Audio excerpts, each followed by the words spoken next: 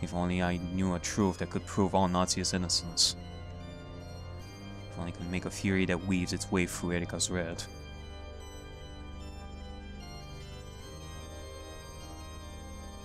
Damn it. I don't know anything. 勝ち目はあるのか。家に忘れてきた。取りに戻っていいか。わらわはすでに負けたの。覚悟はできている。お前を殺すのが俺の約束だ。だから、俺以外の奴がお前を殺すことを許しはしない。俺は約束を絶対に破らない。嘘だな。そなたの約束などわらわはもう二度と信じぬぞ。何？俺がお前に何の約束をして何の嘘をついた？ Yeah? Wait, what the fuck did you just say? Again?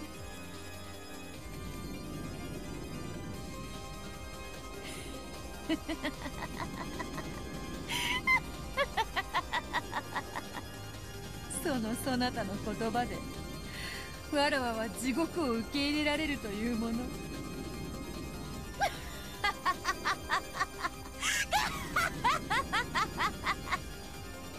Oh my god! Holy moly! That is it! That is what I was talking about before! About breaking promises! That maybe better sin has something to do with breaking promises. Given that Beatrice said in red in episode 2 that she does not break her promises. This is a hint towards it. Yes! Yes! Oh god! Oh! I can understand Beatrice! I am capable of interpreting her. 殺せ！わらわたちを！ベルンカステル、ラムダデルタ！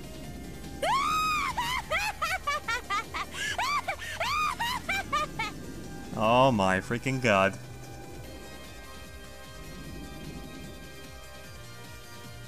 Beta let out a short cry, overcome with laughter. It was a broken laugh, and tears streamed down her cheeks. Bella's words would no longer reach her ears. She kept on laughing insanely, like a broken record. それで終わりですか？情けない。やはり失望です。後ろ宮バトラー。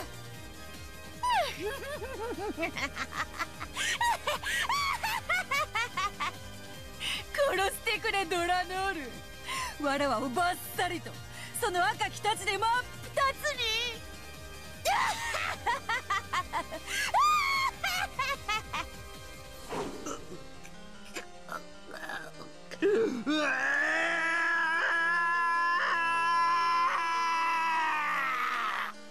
Beller, I swear to God, I'm about to smack a baby or something right now. Not you, Eleanor. I'm talking about a metaphorical baby or something out of here. Like, stay focused, Beller.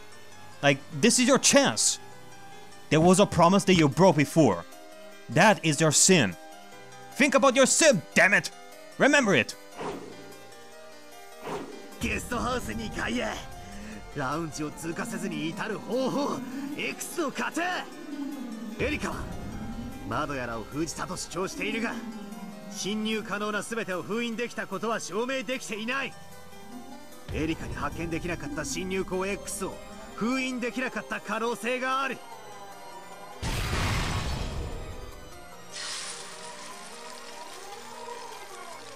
ノックス第3条、秘密の通路の存在を禁ず。ミス・エリカは探偵として全ての侵入口を封印しています。探偵に発見できない通路は秘密の通路です。よってミス・エリカに発見できない侵入口は存在しないのです。ラウンジのエリカの見張りが完璧でなかった可能性の提示。エリカは2時間を過ごす間、片時も目をそらすことなく監視し続けたのか。わずかの隙を突きラウンジを少なくともエリカの目にだけ触れずに通過することは可能かもしれない。 Yeah. Like maybe the culprit managed to crawl on the ceiling, like Spider-Man. Like in total silence too. There is no way that Erika managed to check the ceiling every second of those 2 hours.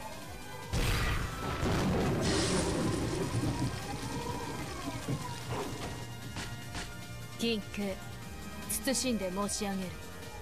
ラウンジでのエリカ卿の見張りは完璧なりや、わずかの隙も油断も1秒の見落としもなきにけり。緊急謹んで申し上げる。よってラウンジでの会合中2階へ上がりしはローザのみなり。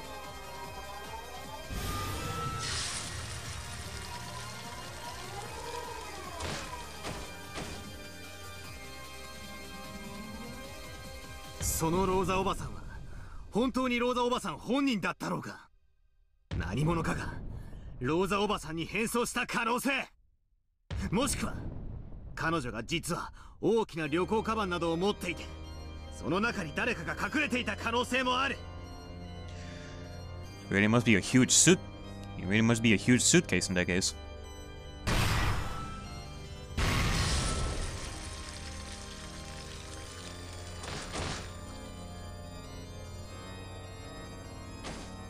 NOX 第10条、手がかりなき他の登場人物への変装を禁ず。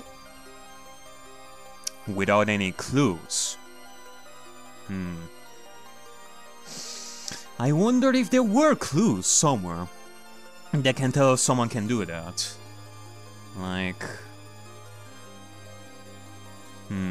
何者かがローザに変装することを示唆する伏線は存在しません。 Alright, fine. No disguises. But what about Rosa herself? また彼女が人間を隠蔽できる荷物を所持していなかったことをエリカは確認しています。夏日おばさんは何者かに脅迫されていた。招かれざる未知の客人 X が真犯人なんだ。どうしてこの島には俺たちしかいないと断言できる。真犯人は俺たち以外に存在するんだ。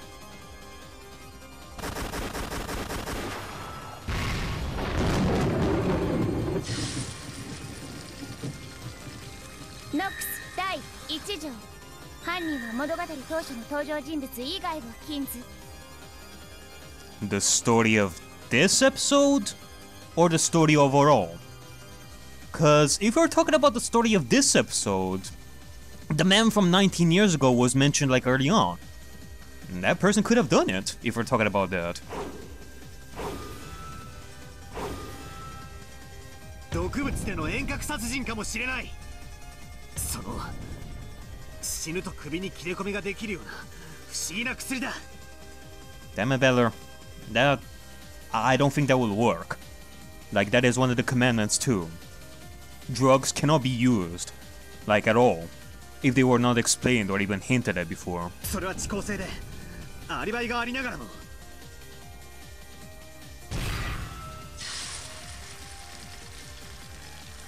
ノックス第4条、未知の薬物および難解な化学装置の使用を禁ず。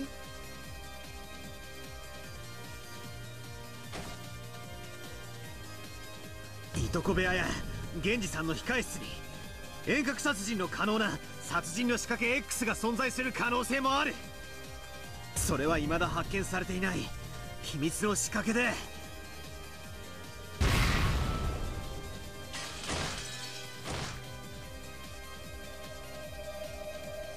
ノックス第8条、提示されない手がかりでの解決を禁ず。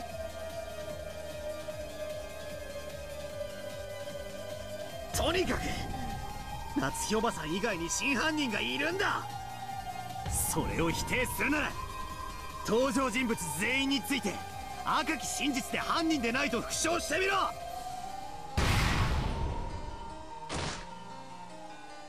ノックス第6条、探偵方法に偶然と第6巻の使用を禁ず。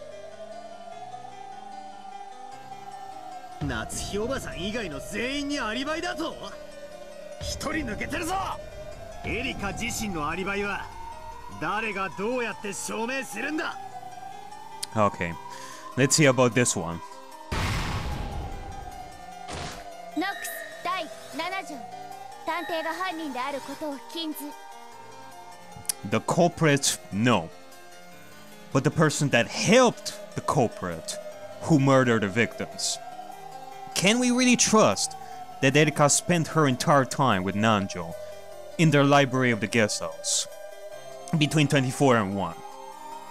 I mean, she herself said that she wasn't 100% concentrated on anything else outside because she was so engrossed in her detective books. She has said that herself.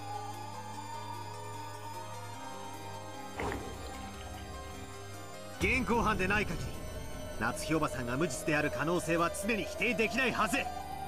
エリカの未発見の証拠 X によって無実が証明できる未来の可能性までを否定できるのか。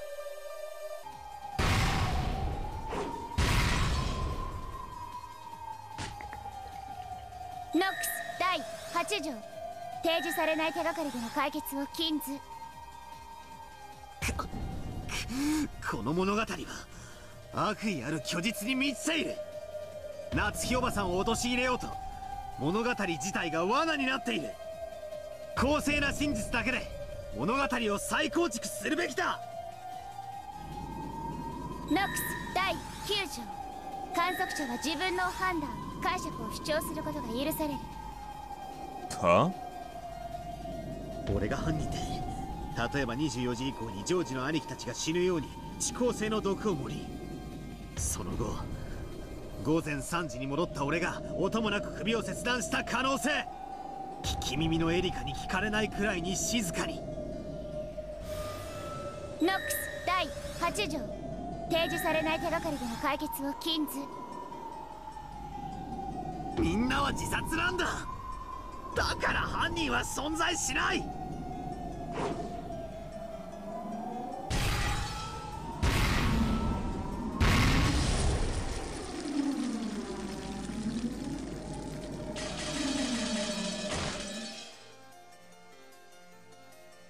緊急謹んで申し上げる。犠牲者は全員他殺なりや。死体をエリカ自身が検視したわけじゃあるまい。探偵以外の人間は検視を誤る可能性があるはず。Sadly.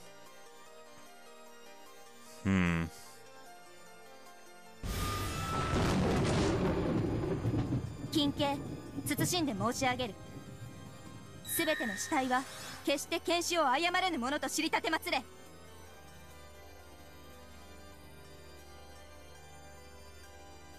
なら身代わりしたいということもあるかもな。犠牲者たちとよく似た死体をあらかじめ用意してあったんだ。登場人物以外の死体は登場しないと知りたまえ。ならどうして死体のないクラウスおじさんが死んでると宣言できるんだ。ノックスの第何条だかに違反するんじゃねえのか。 Indeed. How about some proof for that, you know? 赤き真実はただ真実であり、証拠も証明の必要もないと知りたてまつれ。 Of course. How convenient.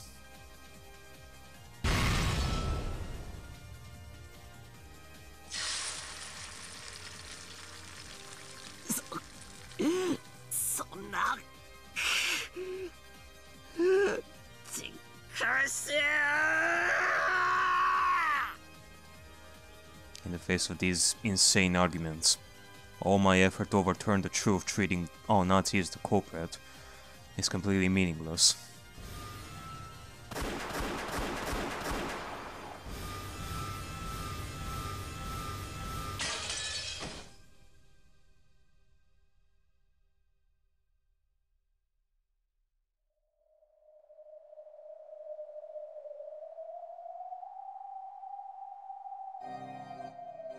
Each time I brandish my desperate blue truths, Delnor and the others' red truth knock me down to the floor. It's getting hard to even stand back up again. Does that mean My body is telling me that I'm about to surrender to the truth where our Nazi is the culprit. And the red truth is getting more and more perfect. Each time I think I can slip through a chink in the armor, Dalanor smacks me down with the red longsword of Nox. Alright, well, this is good, Battler. We have gotten so many red truths out of that, and we have fought with our hearts and minds. Remember, Battler, instead of trying to penetrate through their reasoning, we can go with something else here. I mean, for Pete's sake, Vegeta herself gave us that red truth about Nazi. How about we start using that in some way? Like, we are still far away from even discussing Hideyoshi's murder. What, are we just gonna accept that Nazi is also the killer of Hideyoshi? Just because she murdered the first victims? Without even discussing the possibility that there might have been a different murderer? Yeah, right.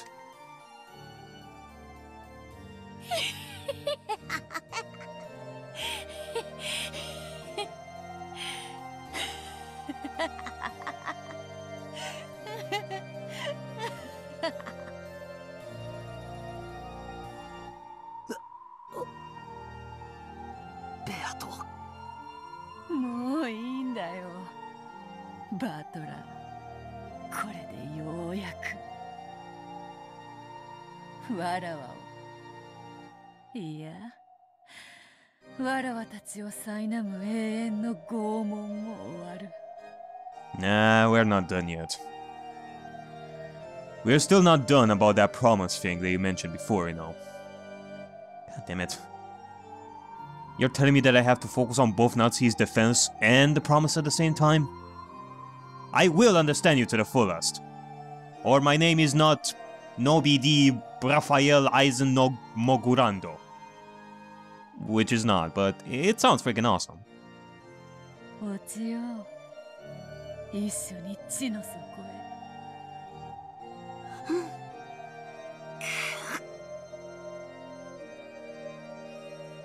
I don't want to see battle like this. Her Majesty as the ruler of the Golden Land, and her enthusiasm as my adversary are completely gone.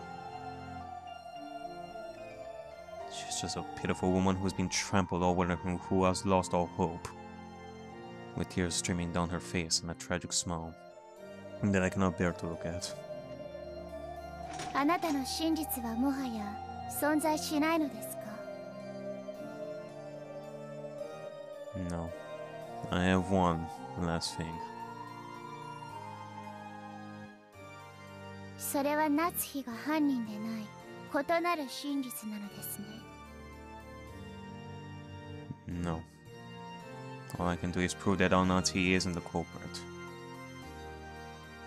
I cannot show what the real truth beyond that is at all. しかしそれでもベアトだけは助かるかもしれねえ。どうして？俺は夏日おばさんが断じて犯人ではないと示せる。だが異なる本当の真実を示せない。エリカの真実を無産させれば事件は闇に戻り、お前の生きる余地もあるだろう。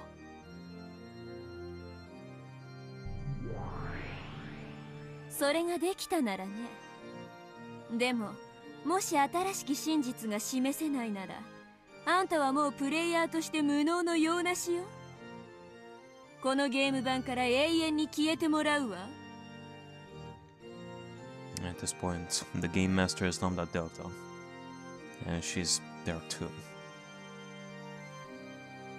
This probably doesn't mean defeat in a single game, but being banished from this game for all eternity as the loser. From what the witches have said in the past, I can faintly imagine the place pieces are sent when they're banished. It's known as the depths of oblivion, an eternal darkness that lies on the far side of an eternal oblivion, and where there is no concept of life or death. I'm going to disappear. But still, battle will remain. As long as battle remains, no matter how suspicious our Nazi is, there will always remain space for the wish to be the culprit. In other words, room for Aunt Nazi to not be the culprit. Valor? What is it that you're gonna do? Should I be worried or not? As long as that wiggle room is there, someone will eventually expose the truth. It doesn't have to be me. Eventually, someone, at least, will smash this fake truth to pieces.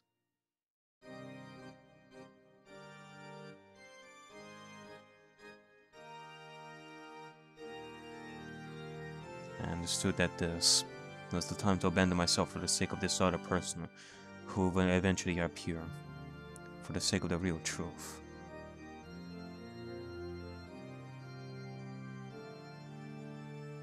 どうやらお前を殺すって約束を俺はやっぱり破っちまうみてえだな。嫌だ。わらわだけ生き残らせるな。そなたと共に。わらわ、それがわらわへの最後の手向けとなるのだ。頼む。その願いだけ叶えてくれれば他には何もいらないから。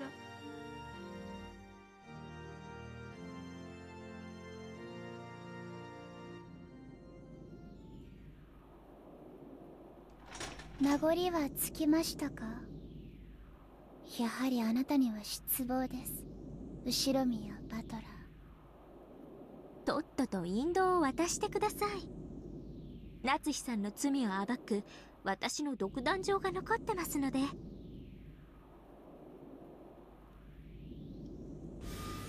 本当に面白いわ、あんたたちは。ベアトリーチェ、後ろ宮バトラー。でももう飽きたわ。私たちのゲームにもうあんたたちは必要ないわ。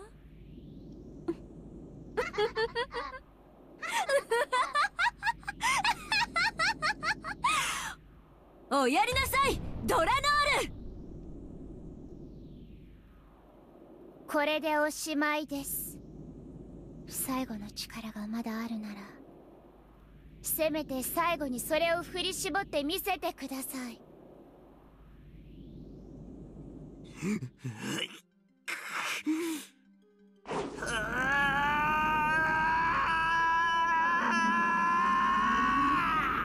Oh God. It's a small but brilliant red truth. My last trump card, courtesy of Virgilia. This takes your theory back to square one. Oh, shoot. Does this mean Bella is gonna be able to use a red? できるものならどうぞ。くらいやがれ。後ろ宮夏日は犯人にあらず。The red truth is simply truth, with no evidence or proof required. This would make Delano stagger. Even if that's all it does, it's the first and last strike I can make.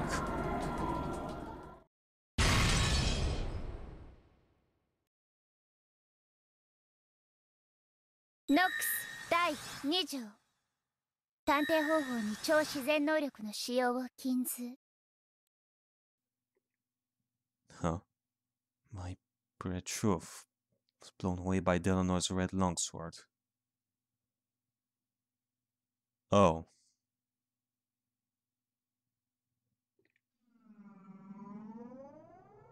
この法廷で魔女以外が赤き真実を語るなら、それにふさわしい証明を構築してちょうだい。Oh. Okay, so... Okay, so I was sort of right before about the whole evidence and, like, the red truths and all. Except that witches do not need proof, while humans do. エリカはこれまでその手順を踏んできたはずよ。True. Erika herself hasn't used the red even once so far. She's always had the Witchburn Castell make those statements by using repetition requests. あなたのその赤き真実はあなたが自分で手に入れたものではないわ。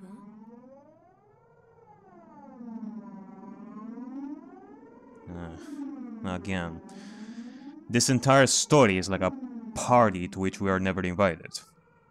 You guys sure love to put us in a situation where we are not told the rules and have to figure this stuff out by the hard way.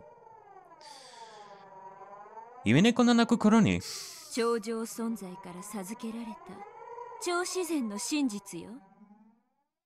すなわち推理ではない、でたらめな思いつきと同じということよ。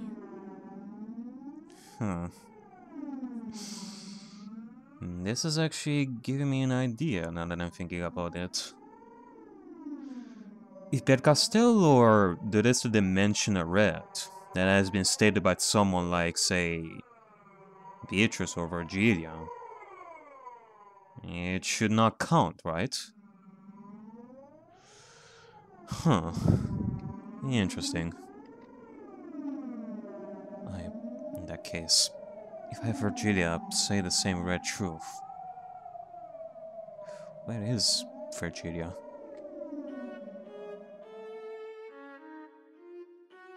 あなたがその若き真実を掲げるにはそれにふさわしい構築が必要です。それが示せるのですか？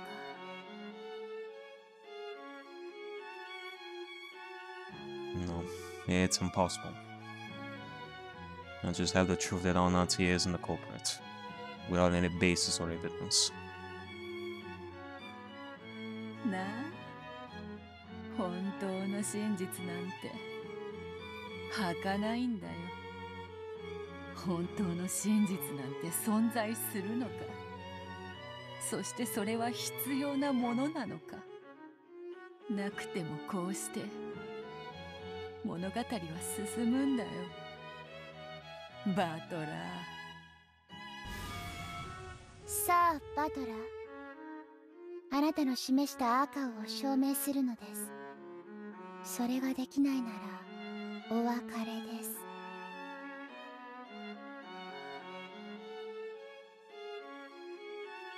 ならお別れだ。すまねえ、ベアト。言うな。わらわに今日まで付き合ってくれてありがとう。Better? You're seriously telling me this is it? こんな血まみれの物語であったが楽しかったぞ。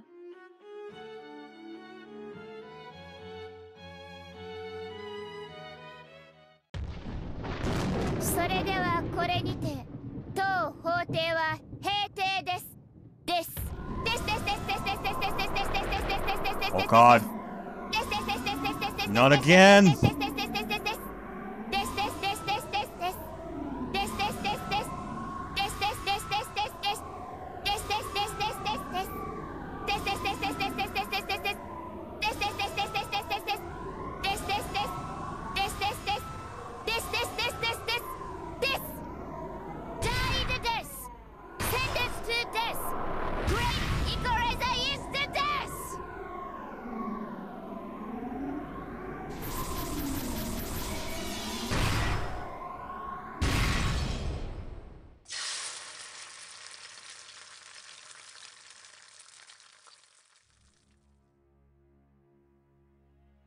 And then, the trial for the 5th game was over.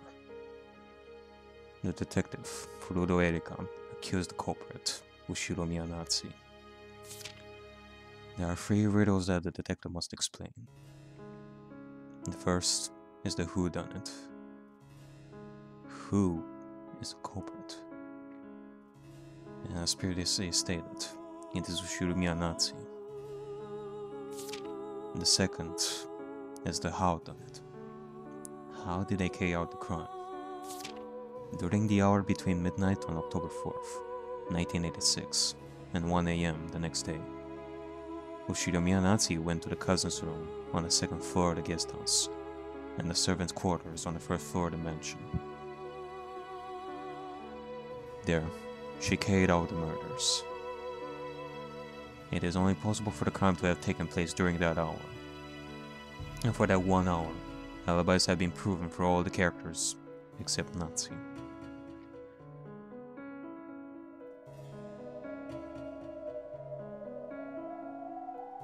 From the sky, a massive red longsword, even greater in size than the one that Honor held, came crashing down like a thunderbolt, and then pierced through Bever's heart, pinning him in place while he still stood. Oh god. In that instant, Beatrice vanished in a spray of gold, and her former minions disappeared as well. As the heartless witches looked down at the cathedral center, laughing coldly. All that remained was Bella, with the red longsword sticking through him, and Del.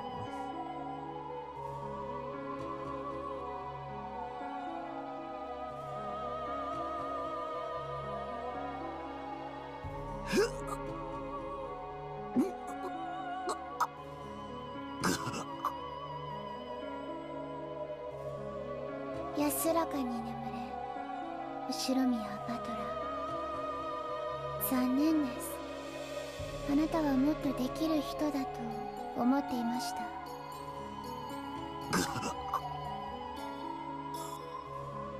Valor blew bubbles of blood, closed his eyes slowly, and expired.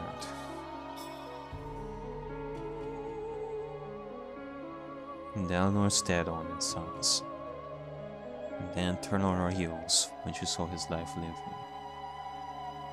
After that, all that remained was the corpse of this sorrowful man, pierced by the sword that acted as a massive red grave marker, and lit by the faint glow let in from the cathedral skylight.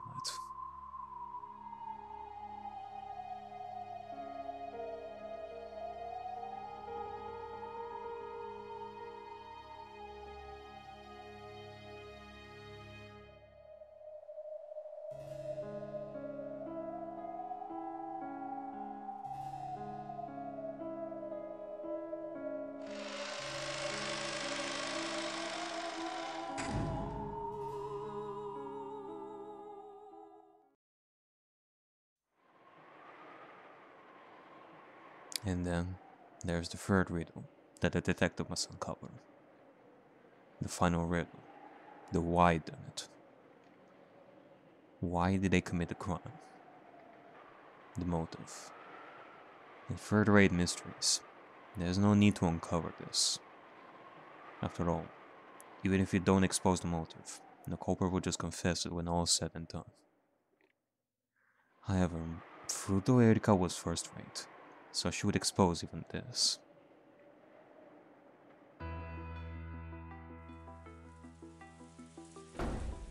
Natsu was confined in parlor, under everyone's watchful gaze. Then, with everyone's assent, Erika diligently and persistently searched all places, even Natsu's room, for clues about her motive. さて、お集まりの皆さん。このような恐ろしい殺人に何が後宮夏日さんを駆り立てたのか。探偵古戸エリカの調査によりその輪郭が浮かび上がってまいりました。それをここにご報告させていただきたいと思います。 Everyone remained silent, urging her to continue. Erika tossed some of Natsu's possessions that had been confiscated onto the table. まず、これらは夏日さんの部屋から発見された過去の日記帳です。近年ではほとんど書かれていませんが、後宮家に籍を入れたばかりの頃については詳細な記述があります。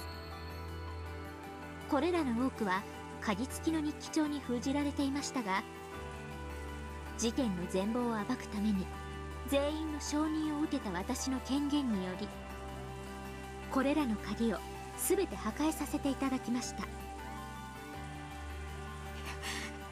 人でなし、人の日記を読むなんて。ならあんたは何よ、殺人鬼。お前ごときにプライバシーなんてあるわけないでしょ。この日記帳から浮かび上がったのは、夏日さんはクラウスさんと特殊な事情でご結婚なされたらしいということです。ここにいらっしゃる皆さんは私よりご存知なのでは。夏日さん、クラウスさんご夫婦は恋愛結婚でもお見合い結婚でもありません。いわば人質のような結婚でした。そのようなことはありません。この赤い日記帳の24ページに以下の記述があります。私は後ろ宮家に嫁という名で軟禁された人質なのです。でも私が人質となることで全てが丸く収まるならば、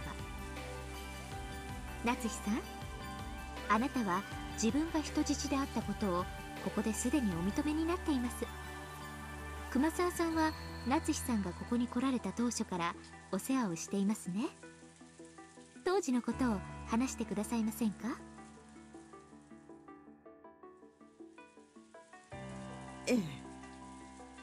そうです。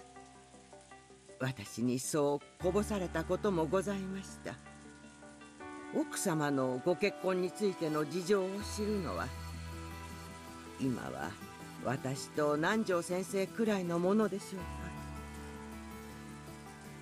か。ですな。当時は金蔵さんが縦横無尽に活躍する黄金時代だった。金蔵さんはあらゆる敵を打ち倒し、経済力を拡大していったのです。夏日さんの家もそんな敵の一つでした。As though the time to talk had suddenly come at hand, Kumasawa and Nanjo openly delved into territory that should have never been touched upon again.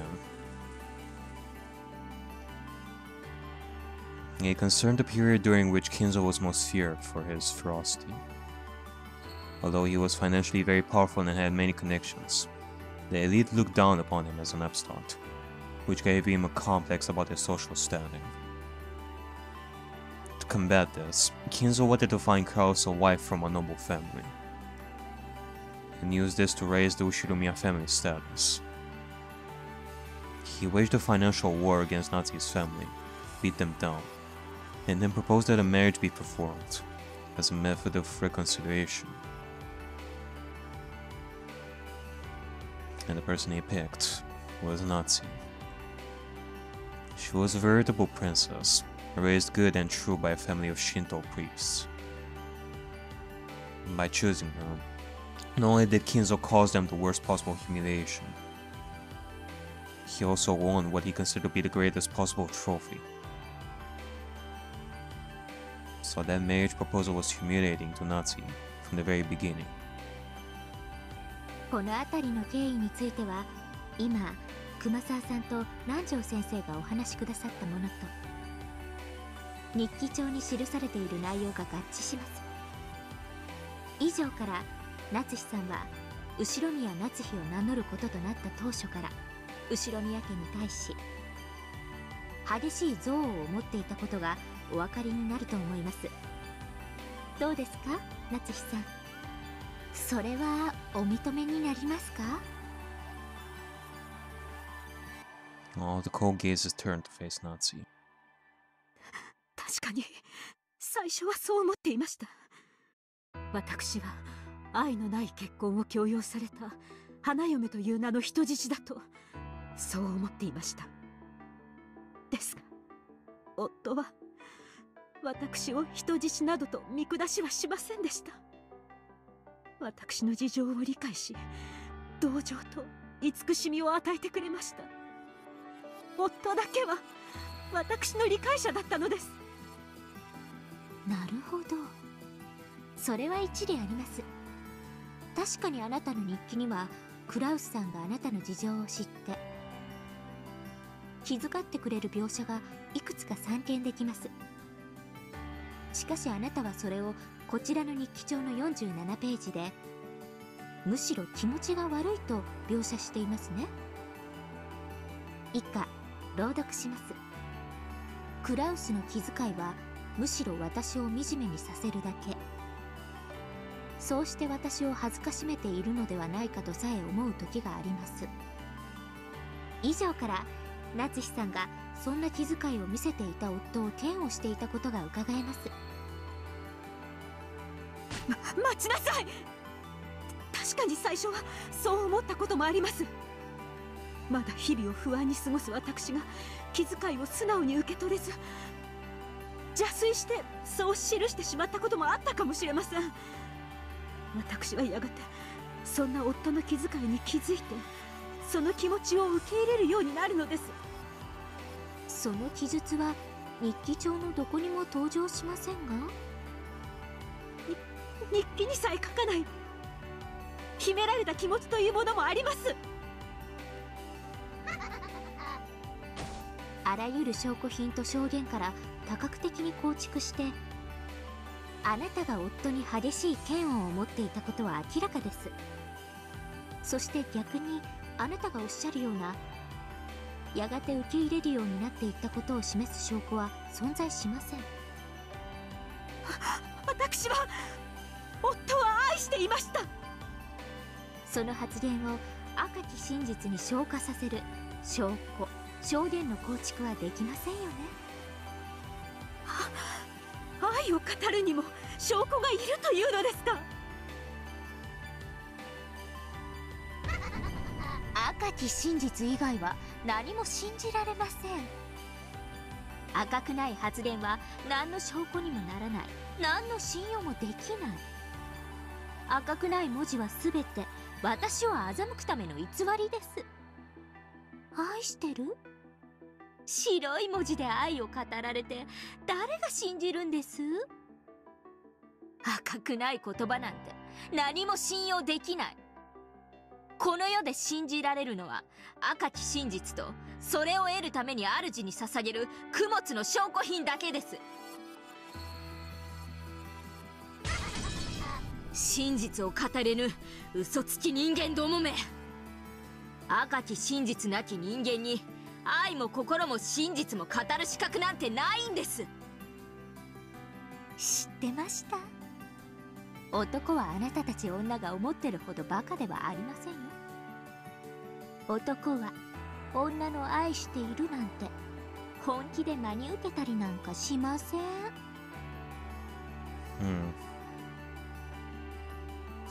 Is that so? かわいそうな人。本当に人を愛したことがないのね。探偵に恋愛は不要です。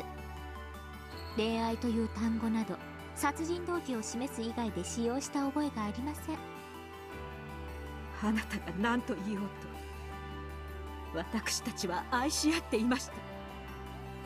私が愚痴ばかりを日記に記していたことは夫にも謝らなければならないことです。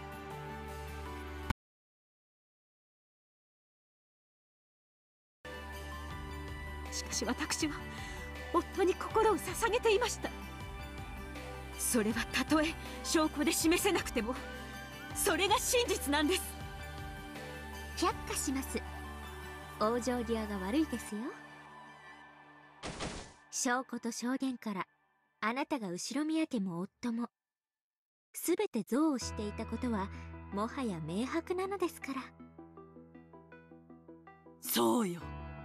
私は何度も聞いてるわよ。あなたが陰口を言っているのをね。あなただって秀吉さんの陰口を口にされた日もあったではありませんか。主人を殺したくせに。何よその口の利き方は。死になさいよ。死んで主人に詫びてきなさいよ。乱暴はやめてください、エヴァさん。今は私が犯人を追及して断罪する甘美な時間。あなたのものではありませんよ。さて、そんなわけで彼女は数年を経て表向きは生活に馴染んだように見えましたが、実際は心の中に強い憎悪を募らせたままでした。そんな彼女の中にいつか復讐したいと思う気持ちが芽生えたとしても何の不思議もありませんでした。勝手なことを言わないで。 Each time Erika read from Natsu's diaries, she exposed another of Natsu's emotions during those painful days. Natsu hadn't written them down to record them for posterity. She had written to forget those memories and seal them away. That was why, after writing down her feelings during those painful days, she had locked them up and sealed them away for all eternity. However, Erika claimed that these were not his true hidden feelings, that had been locked away and concealed. Since it had already been concluded that Natsui was a murderer, everyone accepted Erika's claim. By this point, the dead truth wasn't even necessary to establish Natsui's motive. As long as the reasons seemed plausible, everyone would believe it. No matter how much Natsui might object, no one would believe her. No one could accept the truth Natsui spoke of, about the days she had spent loving her husband. As it was being painted over by a false truth, in which she hated her husband and swore revenge against him. The pen of the gods that composes the truth had been given to Erika. だから何？あんたの事情なんて知ったことじゃないわよ。人殺し、人殺し。おやめなさい。私には夏日さんの気持ちもよくわかるのです。いつかこういう日も来るのではないかと思っておりました。おいたわしや、おいたわしや。親父のわがままな人生に振り回された気の毒な犠牲者の一人だとは思うぜ。私は奥様のその心の痛みを存じておりました。そしてその支えになりたいと日々思っていたのですが、力及ばずこのようなことに。僕には愛憎の気持ちなんてわからない。あなたにもいつかわかるわ。そしてそれは生きる目的にも殺す目的にもなりうる。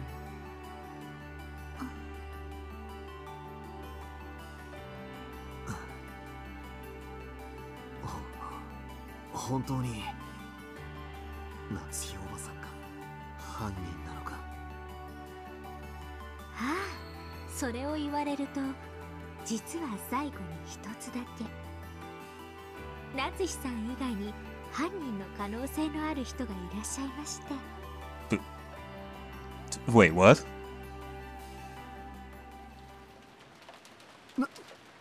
何？おい、ふざけるなよ。なんでそんな大事なことを早く言わないんだ。夏日さん、実はあなた以外にも犯行の可能な方が一人いらっしゃるんです。あなたがどうしても犯人でないとおっしゃるなら、その方が犯人ということになってしまうんですが。それは誰だ？誰なんだ？後宮金蔵さんです。Ah, darn it. Trying to steal my ideas for your own ends or what?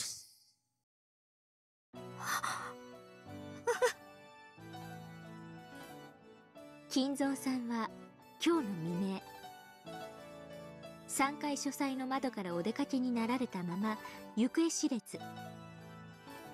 そうでしたね、バトラさん。夏日さんと同じように金蔵さんにも全くアリバイがありません。実は今回の事件、金蔵さんにも犯行は可能なんです。私はてっきり最初からいらっしゃらない人物だと決めてかかっていたので。今の今まですっかり失念していました。それをお詫びいたします。 Alright. In which case, I am pretty curious what your reasoning is for pinning the crime on Kinzo as well. Like, how he did it. She didn't look shy or apologetic at the slightest. You got bowed in an unpleasant manner, as ever. Even though she's still holding a grudge over her defeat in the study. 夏日さんは金蔵さんの信頼を受けて最もその身近でお仕えしていた方でしたよね。なら夏日さんが一番よくわかっているのではないでしょうか。この事件が実は後宮金蔵さんによる当主の犯罪であることを。お父様を犯人呼ばわりするというのですか。ご安心を。金蔵さんが犯人ということであっても、ホワイダニットを構築できるだけの証拠と証言をすでに十分に用意してあります。あなたが金蔵さんをかばうために自らを犠牲にしたという筋書きでも十分に対応可能です。近年探偵の推理さえも筋書きに組み込まれている可能性がありますから、本当に油断ならない時代になったものです。お父様を犯人呼ばわりするなど、この私が許しません。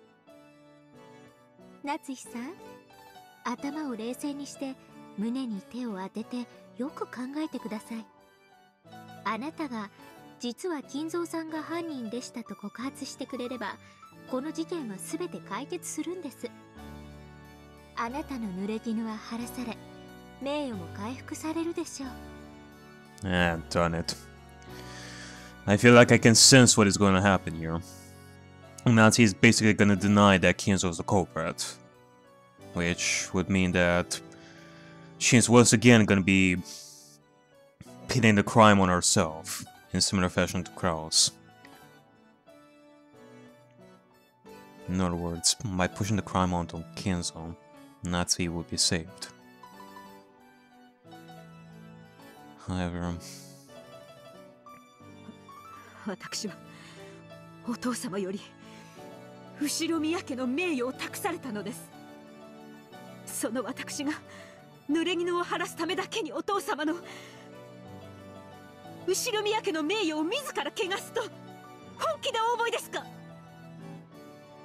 of course, Nazi knew that she wasn't the culprit. And she also knew that Kinzo wasn't. So being framed herself and pushing the blame onto Kinzo were both unacceptable, unbearable outcomes. いいんですか？すでに散々立証しております通り、あなた以外のアリバイは全て証明されています。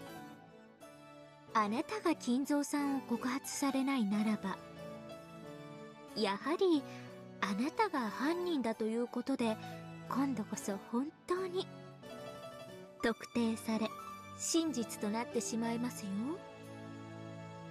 私を犯人だと決めつけることがあなたの真実だというのなら、お好きになさればいいでしょう。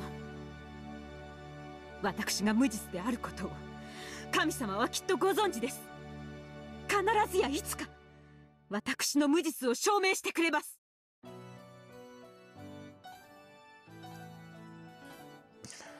If it came to a choice between her or Kinzo being framed for its crimes, Nazi would sacrifice herself. Ah, Nazi.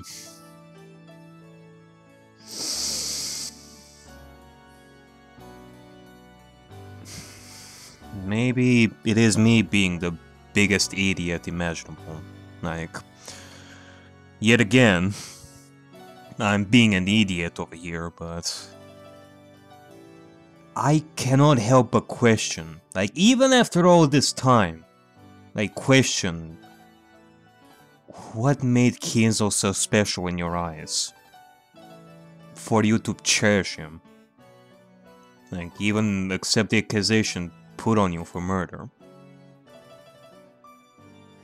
I mean...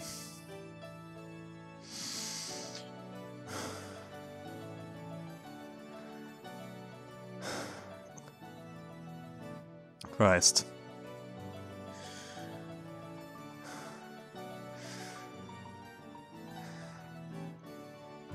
My eyes are watery now.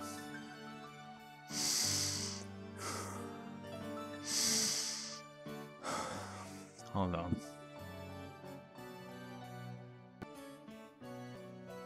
Maybe...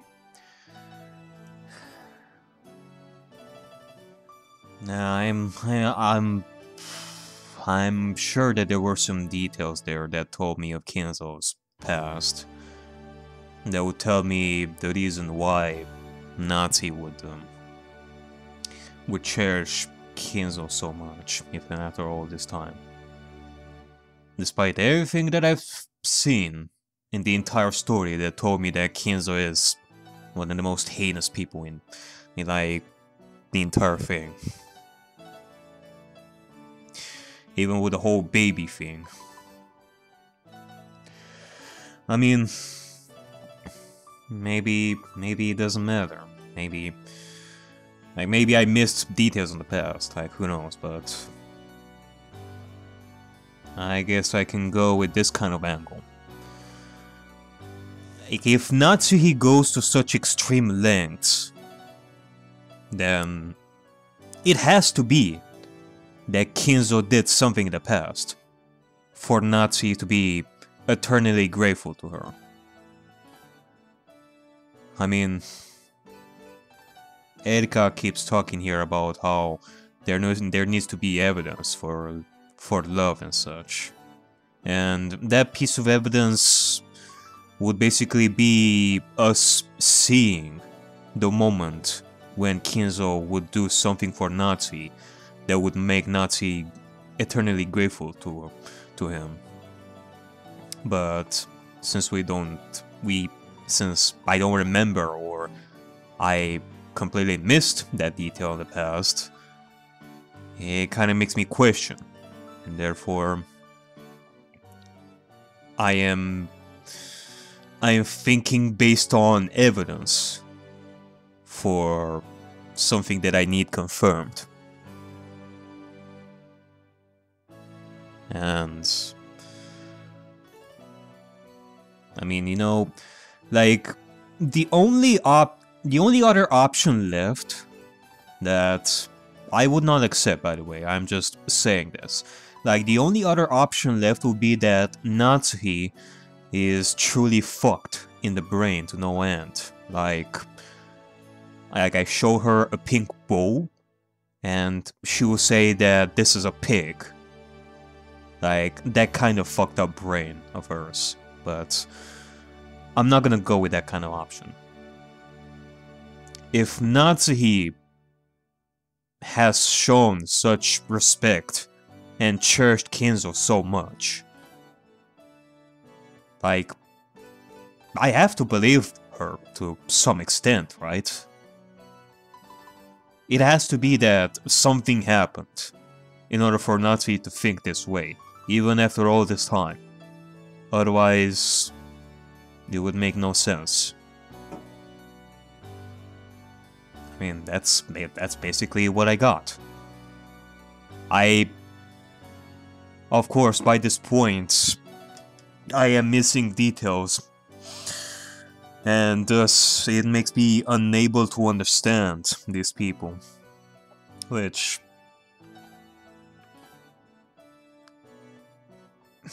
like, the only thing I have left is to believe that Natsuhi truly cherished Kinzo and such. I mean, that's all I got. Belief. Because I don't have evidence. I don't remember details that told me this. I do not want to go with the idea that Natsuhi is completely delusional to think of such things with no seed of truth in it, because that's... Like, that's...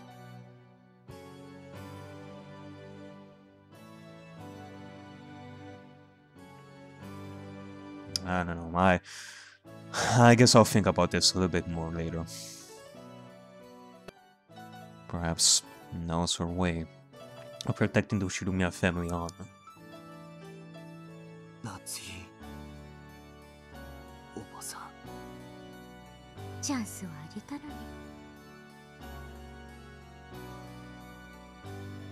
Stupid woman.